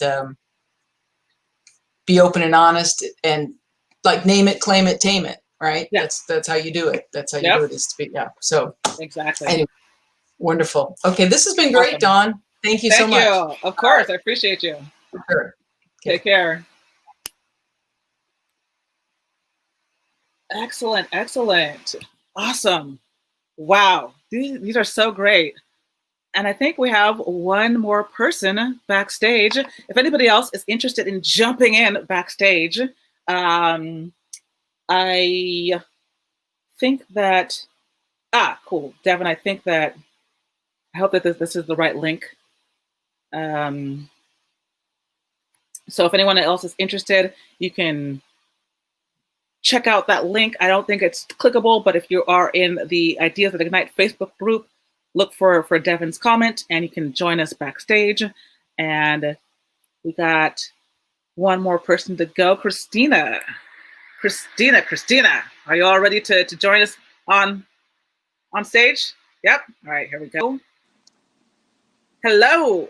Hi, you're actually on my phone because I couldn't get Facebook to or StreamYard to work on my computer today for some reason. Hey, but StreamYard and all of us just been like battling it out. It's like, come on, StreamYard, come on. So I don't know if it's that I'm a writer or what, but this has been like so hard for me. It's hard. I mean, I love it and I love challenge, but man, this has been hard. And I love hearing everyone talk about their stories and what they want to do, because like every single time I'm like, yes. And it just feels like so amazing that you're doing this. And I really appreciate it. I really hope I can get somewhere with this and do something. Yeah, girl, we'll work on it. I mean, like I told you, it took me a long time to figure out the difference between my story and my idea, and that's the, like I said, it is the biggest challenge that so many of the people who come to work with me deal with, which is why I wanted to kind of like lead today with just the ideas, like kind of like seeing what the difference is, like really like hearing what's on your heart, what's on your mind. So I know you've been doing a ton of work, and that beauty is like, blow it up. Well, no, I mean, I think I'm obsessed with this idea of beauty, especially now. I mean, I was, my book examines beauty and the stereotypes that come with it, with being Asian American, I guess. And for me, why I feel so compelled to talk about beauty is because I feel like in this post-Trump, like I feel like people have gotten dimmer, or people talk like they feel dimmer, and they're not dimmer. Do you know what I mean? Like they're just as evil as they were. It's just they're allowing other people's projections to be like, they're accepting those projections, and instead of finding their voice in some other way to show, to express who they truly are. So you think that people are digesting too much BS, in other words? Yes. Yeah, and they're dimming their light. Yeah, I mean, Devin said, like, what did he say? The heels, sometimes less than. And I think that is so prevalent right now. Like, it was, to me, like a flashback to the 80s, like, it's like, what, I thought we had moved forward, and was that all a trick, And right. And I think that like a lot of people are struggling, and not just people of color, but people in general are dealing with this idea of beauty, and so much of it is because worth their self-worth has been based on what other people say and what other people project onto them versus who they truly are and what they truly are. And I think so much of what I really believe in is kind of stepping into taking back your power and holding on to who or finding who you truly are and what makes you the beautiful person that you are. So rewind for a quick second. When you talk about beauty, are you talking about like the physical portrayal of beauty? Are you talking about internal beauty? Like what exactly are you defining as beauty? So the thing about beauty is that I think that it's such a complicated concept, and most people look at beauty from the outside in. But what I'm saying is like beauty is actually from the inside out, and beauty is not dependent. Like, you know, you always hear people say those stupid things. Oh, you should love who you truly are. And I'm always like, yeah, that's easy for you to say. You're, you're white or you're, whatever. But what they really are trying to say is that if you can let go of those projections that other people have, and they have those projections because it suits them, obviously, that if you can let go of that, then it's like that caged bird, right? That Maya Angelou always talks about. Like we're living in these, cages, and we don't even realize we have these parameters. We're not really supposed to step outside of them. And, for me, a lot of that was being quiet, trying to fit in, trying not to stand out. And it wasn't until that an incident when I was in college, when actually someone called me a chink, that I realized, like, holy shit, I have done everything in my power, like, to be, this like standard of, I guess, whiteness, right? And that's when I realized, like, oh my God, I'm playing what they want versus what I want. And so I ended up writing this article for the paper, and it was the first time I ever spoke out. And I've been a writer ever since. And yeah. Go ahead. And beauty has been one of my fascinations because, like color, it's a concept. And it's, these certain ideas were predetermined, and the reason why people don't feel great about themselves has nothing to do with them. Right. So what I'm hearing, and let me see if this is if we're on the same page here, is that basically there's an external understanding of like what is beautiful, which kind of seems to be very like white centered, maybe even like heteronormative, kind of a standard of like of what we see as beautiful. And what you're advocating for is that we need to challenge that notion of what beauty means in order to feel comfortable within ourselves. But more than that, challenge it by feeling it, by feeling like, for me, it's writing. For me, it's like making shoes. Like when I'm doing those things, I'm in that space where I feel like time evaporates. And I'm like, how did 3 hours go by? And I'm like, it's because I've been so focused and so invested in what I'm doing that time, like not even time matters. It's like, those are moments of pure beauty for me. Like when you're doing something that is like creates that feeling or that mood where you truly feel it. And so you're yep.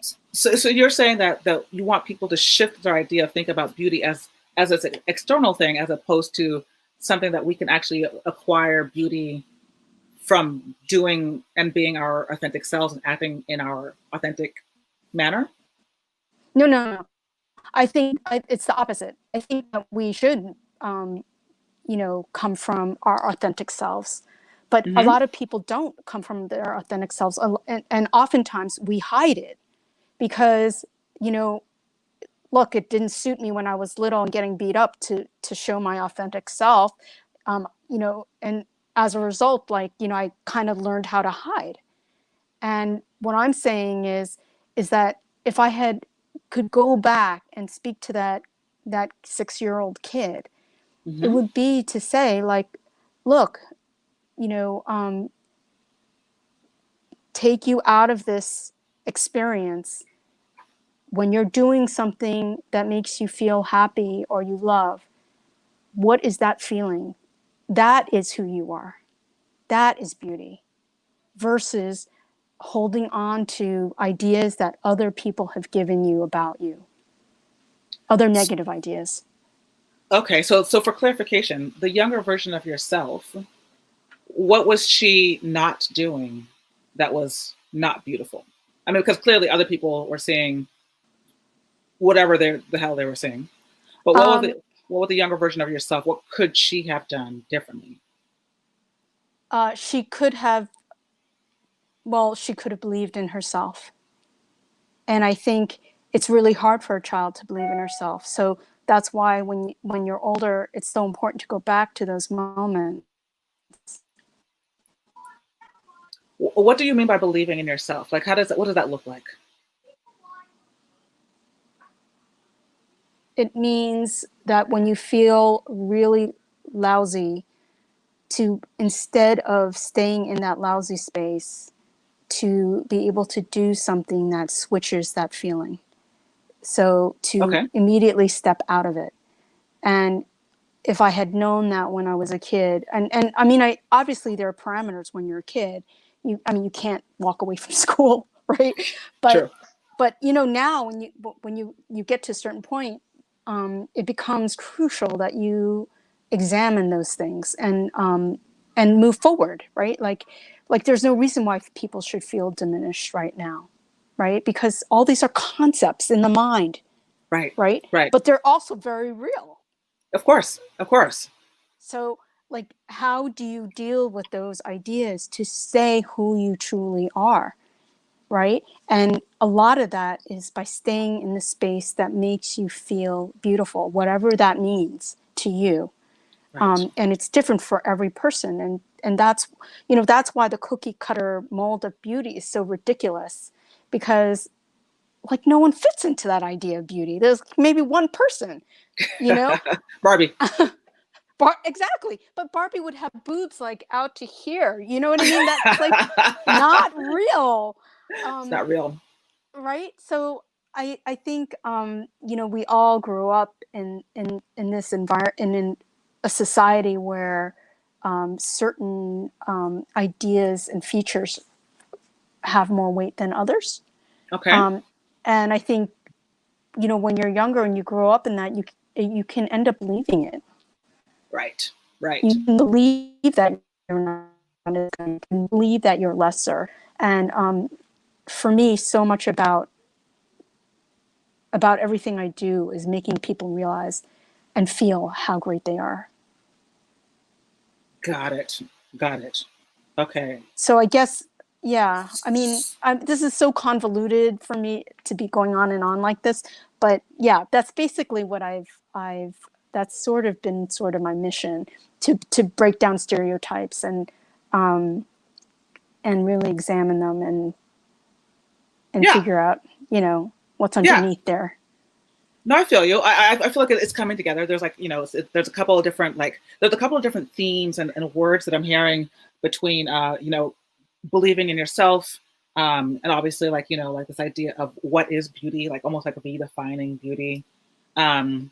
I really like what Devin posted over here on Facebook. It sounds like what you're trying to say, that our beauty lives within our actions that light us up, right? That's exactly it. And so, so here people are like looking in the mirror and they're like, you know, and it's like, dude, go do something that makes you feel great, you know, and then go look in the mirror. Got it. Like, so, so that Devin's got like hit it on the nail. Like, got it. Got it. So now I want you to put it in your own words. If you had to say this in a sentence or two, about the idea, what would you say?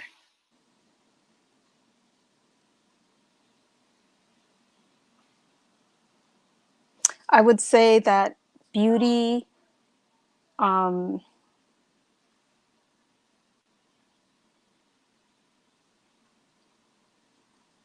beauty is about the moments that light you up, and you know,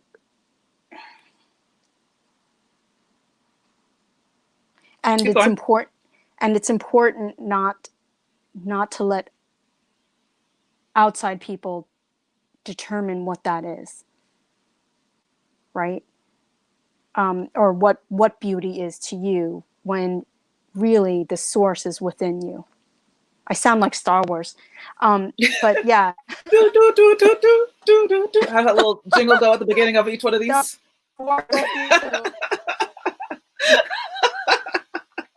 But sorry.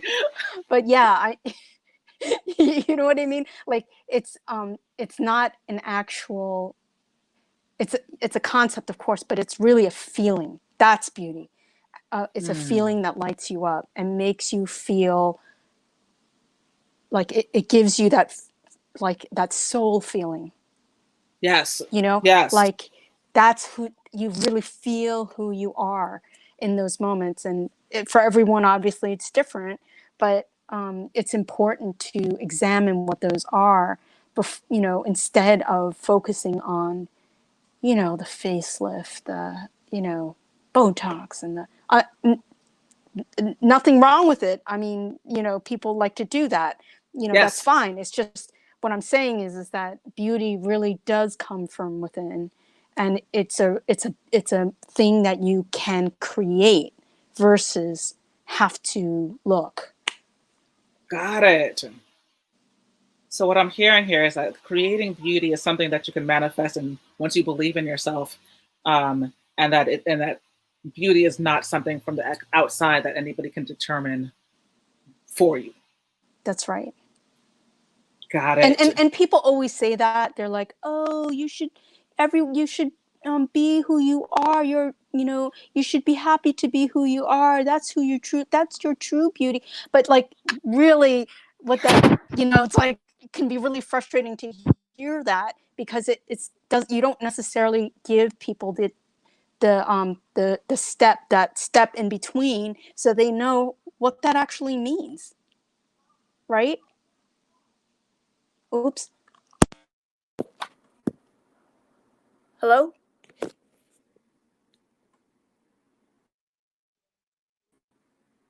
Huh. Sorry, 1 second.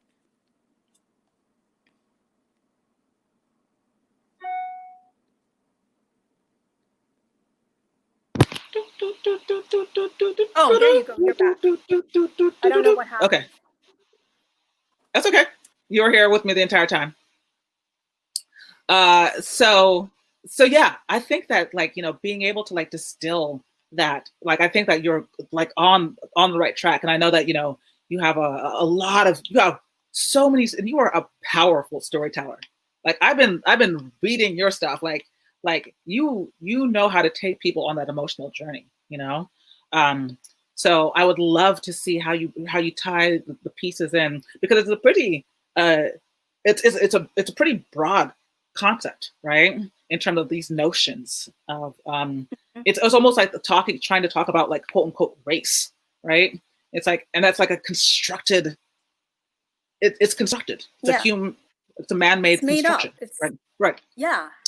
So, which makes it hard sometimes, because people think that they understand what race is, but the thing that you might need to do is actually bring up these notions of like what is beautiful, what we've seen as beautiful, and then like be like, that's not what beauty is. This is another example what people think what beauty is. That's not what it is. What I've learned through my experiences, blah blah blah, is, you know, that beauty is actually something that you can manifest once we find our inner light, blah blah blah blah blah, you know. So I think because it's such a large concept, that you might want to be able to like look at how other people have traditionally defined beauty and what you're defining as beauty, if that makes sense. Yeah. Yeah. Let's see here. Oh, we got some comments over in the chat. I think this is probably Poonam, because I think she's probably the only one who's still Facebook user, anonymous Facebook user. But my inner light feels inspired. Such a beautiful message, Christina. Thank you. Thank you. And then Devin says, sorry, our heads were chopped off for a second here. Devin says, yes, I'm with you. Sometimes when I step on stage, I feel so beautiful with energy flowing through me without relying on anyone else's opinion of me. And what's weird, when I feel that energy of my own beauty, other people see me as beautiful as well. I become more beautiful to others, the less I care about the opinions of me. Can we get a mic drop? Where's my microphone? Oops, so that's just my dog. I can't find my mic, but right now we're dropping the rhetorical mic right now. Yes. yes. Got it. That's starting to make sense. And I know that you also have some other ideas that we can also like start to play with to figure out which one you like really want to like lean into. I have too many ideas. That's the problem. It's okay. I got a lot of ideas too. We all have a lot of ideas, a lot of stories. But if you were to pitch something like this, I think that being able to distill it into like the notions of beauty and changing that to something that's more internal, kind of like what we were talking about with Regina, you know, like finding that inner peace, that inner self, and leaning into that. I think that kind of like lets you, you know, explore a different idea, and then it's a fascinating idea, you know. Oh, I'm now realizing. I'm sorry. It was Diana. It was Diana that says Facebook user, anonymous Facebook user. So I can't see excellent. any of that. Right. Oh, you can't see any of it on Backstage on your phone? Yeah, no, it won't let me. Okay. Well, good thing I brought it up to the screen for you. Diana says she doesn't realize that she was anonymous. It's a funny thing with StreamYard, because it's a live stream, it's a public live stream, and because it's a public group, they want everybody to grant permission first before, so that it's not like, you know, if you want to remain anonymous, you can. If you don't, that's also fine. But, you know, just as a future heads up, you can go to this little button that says, please grant StreamYard permission to see your name at streamyard.com/Facebook. Okay. So awesome job, Christina. Well, yeah, let's definitely let's continue to like flesh out your idea, and let's continue to figure out what are the supporting stories. I think that the supporting story, I mean, the core story that you mentioned about just being called chink and, you know, being your hair pulled, and this idea of beauty, it's another one of those stories that really kind of like touches me. You know, I just kind of, it just makes me furious sometimes to hear these stories. And so, but I know that as a storyteller that you do a really good job of like, you know, kind of like taking people to like this low point in the story and then bringing them back up and like letting them kind of go on that journey and like not dragging on for too long that part of the story that's kind of like the bottom of the barrel, you know, because you do take people on such a beautiful journey with your stories. So yeah, let's knock it out. Let's do it. I'm there. Excellent. Thank you so much for jumping on Backstage with me. Thank you. Of course. See you soon.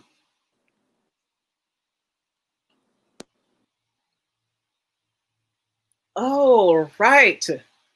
Woo! Ladies and gentlemen, this has been totally epic. Was not expecting to go on for 2 hours today, but I'm so glad for those of you who were able to jump in Backstage. Thank you so much for like just dealing with all of my technical glitches and all the stuff as I've been learning all of this live streaming stuff. It's been really awesome, and I love nothing more than hearing your stories, hearing what you want to do with your stories, because, you know, like once you own your story, once you claim your story, nobody can do nothing to you. Nobody can take that away from you. Nobody can take that away from you. And there's so many things that you can do once you own your story. You share your story. You continue to share different iterations of your story, and you find those audiences that need to hear it. And now more so than ever, I believe that we need to share our stories. People need to hear these stories from this kind of a community.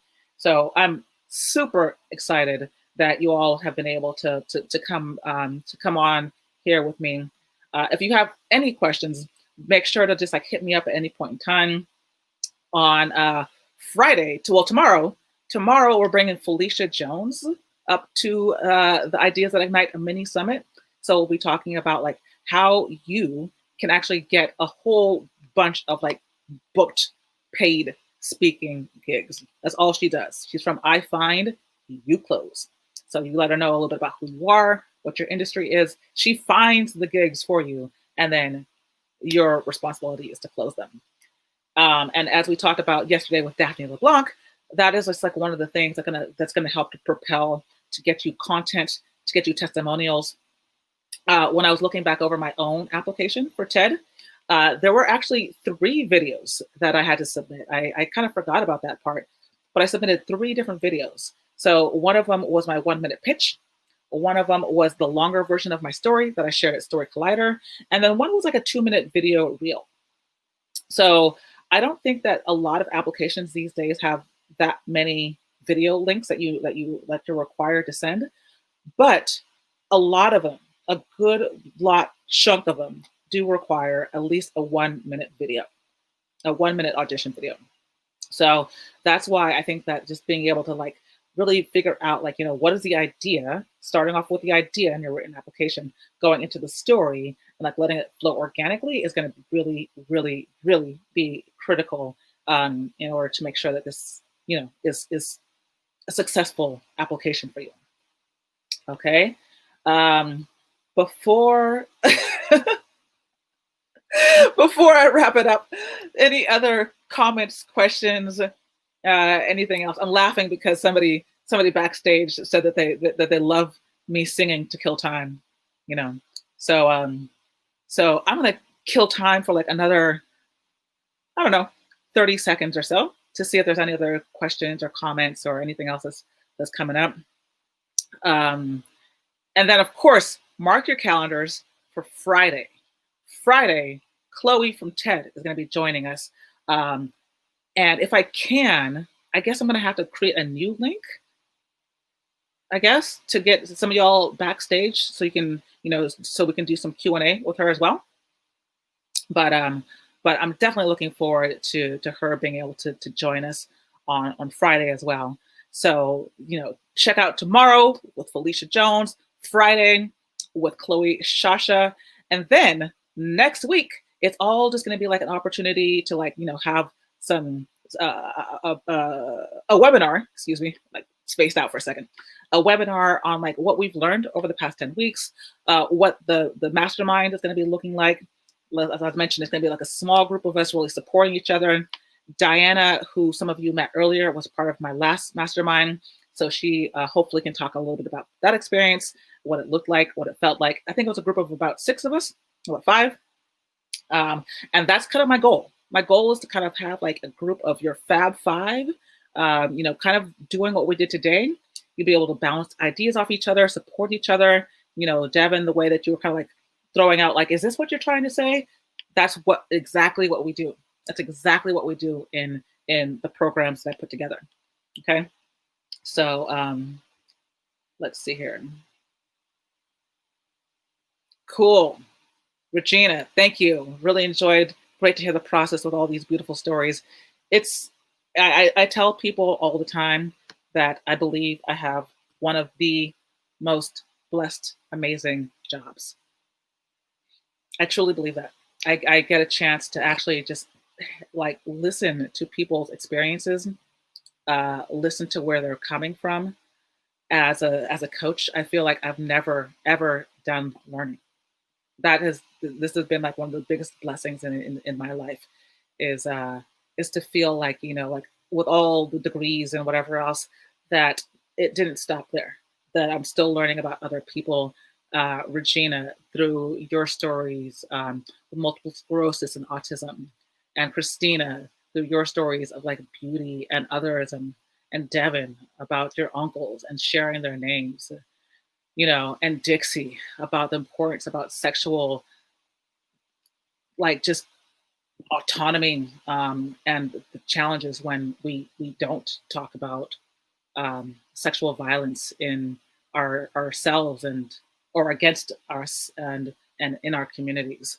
And Poonam, with, you know, with being an immigrant and the whole idea of otherism and with testing, right? Who am I missing? Who am I missing? I'm so sorry if I'm spacing out on anybody who came up behind stage today. Oh, and Steph with Story Jam, and really figuring out like what is that angle, that storytelling angle that, you know, that you want to be able to share and like really like lean into. And Diana, yes, Diana, woo, Diana, I almost want you to come backstage for another quick second, because I just think that your characters are so fun and so awesome. And like, you know, one of the things I talk about in storytelling is as much as possible show, not tell.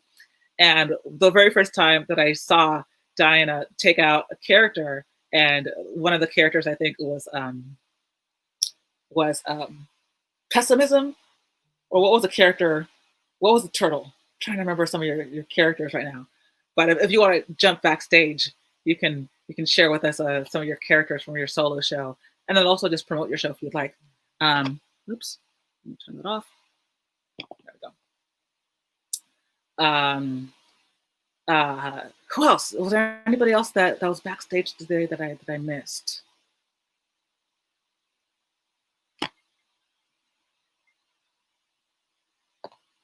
Ah, cool. Diana's going to join backstage. So to wrap this up, I am going to just have a fun little treat for you. You know, Diana, as I mentioned, was in the earlier cohort of Story to Speech to Sale, which was epic to see this lady go from just finding her story to actually pitching it as a workshop for colleges, universities. I know that you're doing a speaking gig sometime in the very, very near future. So yeah, if you want to jump on backstage, I hope you still have the right link. Hope you have the right link. If you don't have the right link, just go ahead and put so in the box. Let me just double check, make sure. Okay, cool. Yeah. So she's gonna come back on backstage when she gets an opportunity. But yeah, this is what we're doing. This is what we're doing. Before I forget to mention, if you have not already picked up your Art of Storytelling in Leadership workbook, go ahead and pick that up at the link bit.ly storytelling workbook, bit.ly storytelling workbook. Let's see, I think I put it up here. Yep, there you go. So this is something that I hand out for a lot of different organizations and people that I work with. It has different prompts, have like story maps, a couple of pro tips.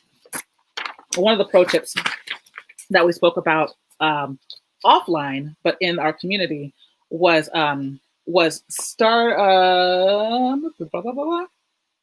memorizing your first line and your last line. And the reason why I'm bringing that particular line up is because in the videos, you'll notice that in the videos that you share, that starting with a really powerful first line and ending with like authority and ending with something that is like memorable is going to be key to really a standout 1 minute audition video. Okay, so make sure you pick that up, bit.ly storytelling workbook. And to close us out, I'm going to bring back up Diana to the stream. so that we can get some fun characters. Hello. Sorry, Hello. I was on Facebook. My phone died. A whole thing. Everything happened. So yes, I'm thinking that the character you're talking about. Yeah. So I create characters. One character I think that we all need is our own inner truth. And so that voice inside, it might be very soft, it might be really loud, but it's that one that is truly what you feel. And I know for me, I shut that down for a number of years. But in writing my show, I really started to open up my relationship with my own inner truth. The three main characters of my show, Shattered, are shame, truth, and denial. Denial. Yes. Denial. And so shame was the character I led from. It was what silenced me. And shame is that nagging voice in my head. He's like this. And he always says, "You're so ugly, Diana." Truth, though, is the little kernel. And truth, when I hear shame going, bleh, bleh, bleh, I can tap into right here to my own inner truth. And I can say, wait a minute, is that true? No, that's shame screaming at me. That's not true. Truth is here. And he's like, for me, truth is a little nerdy turtle. Your truth might look different, but mine is, he's just a little character like this. And he says, you know what, shame, shut up and go away. That is not true. And then there's denial. That's all like, these people don't exist. This isn't happening. So that's just a little snapshot of the characters. And I create them all by body sensations. So coming from here, I can lead people through a little bit of a workshop on like how to start doing them. And then I also use them to reframe. So like shame, if he's like, how could you have done that, Diana? You're so ugly, Diana. I'll like have shame, instead of talking to me, I'll have shame talk to this cup of water and be like, you're not full enough, cup of water. And automatically I'm like, wait a minute, shame has no power. This cup of water is just fine. All I have to do is fill it up. That's a little snapshot. I love your characters. Oh, thanks. I love and your you can characters. also shrink them. You can shrink them down. So if shame is attacking you, you shrink him down. And then he's like, you can't shrink me down to nothing. I'm trying to take Shame's little voice. You can't do nothing. And kicking Shame out the front door. You can. I've kicked him off of cliffs. I sometimes put him in a black hole. I just love the way that you are able to like manifest these actual physical characters. Well, physical in the mind characters, and let that guide you towards getting the hell out of the way, and what's the character that you love? What's the character that Truth. And to in all honesty, as I've gone along in my journey, I think that this, like Christina was talking, I think that there's another character that's a tiny ball of light that grows and expands. And I think that's maybe like truth, like the lover of truth or something. But I think there's another character that comes back to like my peace, my truth, my beauty. And it's housed in the body. So you can always tap into that, If you're in the grocery store and someone says something is being awful, you can be like, you know what? I'm here. I'm not with you. Yes. Inner peace is with me. Yeah. Authenticity is with me. Yeah, authenticity. Yeah. Oh, Dawn, we can create a character out of that. Let's create authenticity. Yeah, we can. Yes. I love it. I love it. Love it. Love it. Oh my gosh. Well, Diana, I want you to come back like maybe next week when I talk a little bit more about the next iteration of the mastermind. Yeah. So you can kind of talk about your own firsthand experience with our story, speech to sale, and anything else that pop off. Oh my God, it was so great. It was so great. I'm you. so You great. really Thank rocked it. you. You really, Thank really rocked you. it. Yeah. Thank you so much. It was so great. I really recommend you to everybody. I Oh, love this thank group you. too. I love this. This is amazing. This is a great group. This is Yeah. the people just kind of started coming out of the woodworks, and I was like, all right, this clearly people need this. So I'm excited to be doing it. Yeah. Thank you, Dawn. Thank you, Diana. Thank you. Big hearts. Thank you. Sorry. Oops. Bye, Diana. All right, ladies and gentlemen, thank you for hanging out with us. As I mentioned, we have 2 more days of the mini summit this week. Next week, we'll be doing some webinars specifically about the upcoming course. So all next week is just going to be dedicated to some trainings and, you know, some more information about like what we got in store. That'll be kicking off on Monday the 12th, 13th, 14th. For that entire week, we'll just be kind of like talking about what the program is all about. I'll probably do like a couple more like, you know, webinars maybe on Monday and Thursday, but you'll see what's popping off next week. I hope that you guys can join if you're interested, if you're available, if you're free. I guarantee you that I will teach you everything that I know in a very succinct, clear, technically sound manner. And now that I know how to work all this tech properly. So thank you for everybody who came up. I am sending you so much love. And if you have any questions, please feel free to hit me up. I will see you tomorrow and Friday and hopefully even after that. All right. My love. Bye.